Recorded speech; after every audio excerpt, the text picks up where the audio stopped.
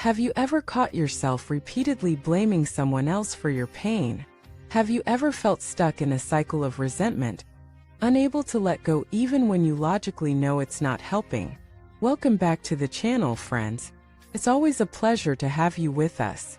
Today we're diving deep into a powerful and often uncomfortable truth: the real reason why we blame others, where resentment truly comes from, and what it takes to liberate ourselves from its grip.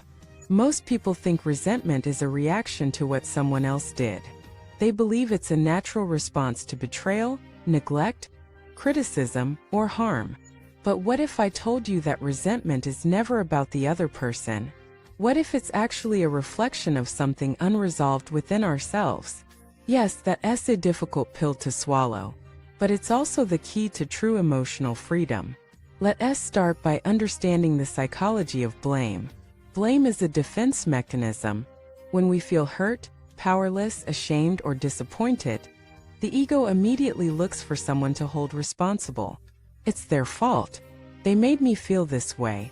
If only they hadn't done that. Blame gives us the illusion of control. It creates a simple narrative. I'm the victim. You're the villain. And for a short time that story feels good. It justifies our pain. It makes us feel righteous. It relieves us of responsibility. But over time, blame becomes a prison. Hear us why. When you blame someone else for your emotional state, you give them power over you. You tie your healing to their behavior. You can't move forward until they apologize, change, or disappear. And often they don't. So you wait. You suffer. You relive the story. You carry the weight. And that weight becomes resentment. Resentment is blame hardened over time. It calcifies in the heart, clouds your vision. It leaks into your thoughts, your relationships, your energy. It even affects your physical health. So what's the way out? Radical responsibility. Not blame, not shame, but ownership. Ownership means saying, yes, they did something that hurt me, but how I carry that pain, that's mine. How I choose to interpret, respond, and grow, that's within my power. Let me tell you a story. A woman named Elena was betrayed by her best friend. They had shared everything: secrets, dreams, tears. But one day, Elena discovered her friend had been spreading rumors and revealing confidential things. She was devastated. For months she stewed in resentment. She replayed the betrayal. She cursed her friend. She cried. She isolated herself. Then one evening during a retreat, she heard a teaching. Resentment is the refusal to meet your own heartbreak. It pierced her. She realized she had been so focused on what her friend did, she had never actually allowed herself to feel her own pain, to grieve, to admit how vulnerable she had been, to accept her own longing for connection and her fear of abandonment. So she sat with it. She cried not because of her friend's actions, but because of her own aching heart. And in that moment the resentment began to melt. That's the power of inner honesty. Blame is a wall. Ownership is a mirror. When you look in the mirror, you don't deny what happened, but you ask deeper questions. Why did it hurt so much? What old wound did it activate? What belief about myself or the world did it reinforce? And most importantly, what am I ready to release? Resentment often arises when we have unmet needs or unspoken expectations. We want someone to love us, respect us, validate us, or protect us in a certain way. When they don't, we feel betrayed, not just by them, but by our own hopes.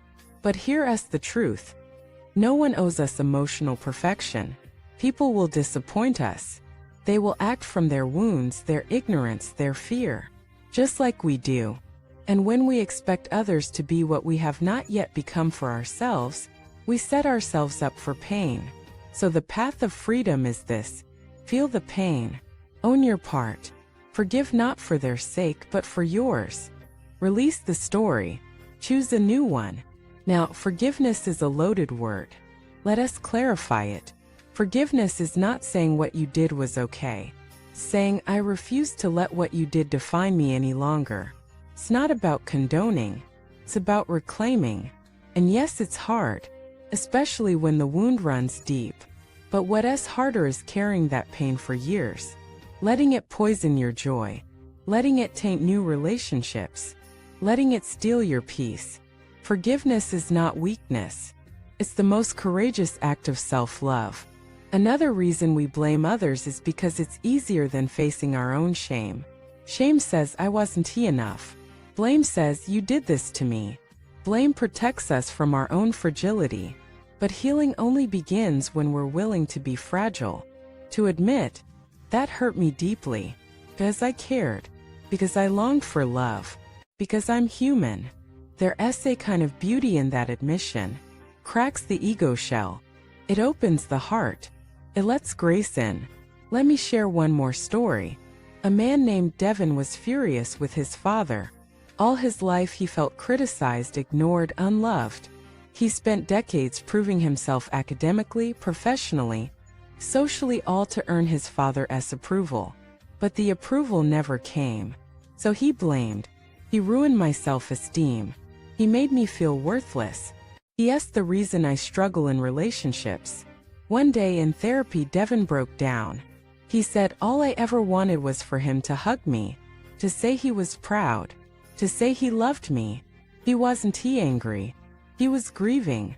And in that grief he found freedom. He stopped blaming. He started mourning. And that mourning turned to healing. Because behind every resentment is a wound waiting to be acknowledged. A little boy who wanted to be seen. A little girl who wanted to be safe. An adult who needed someone to say I'm sorry. And when no one says it, you can say it to yourself.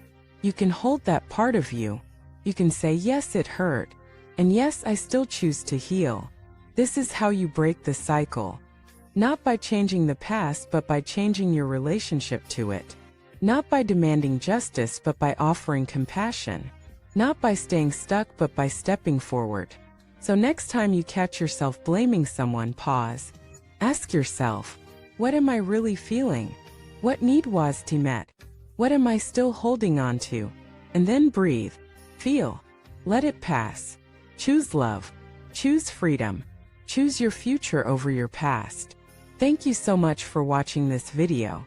If you've been stuck in resentment or blame, and this message helped you reflect, I invite you to share in the comments. Your vulnerability can inspire someone else's healing. Please like, subscribe, and share this with anyone who needs a reminder that their peace is worth more than their grudges. Until next time, stay open, stay honest, and keep walking toward the light. Thank you again for watching this video.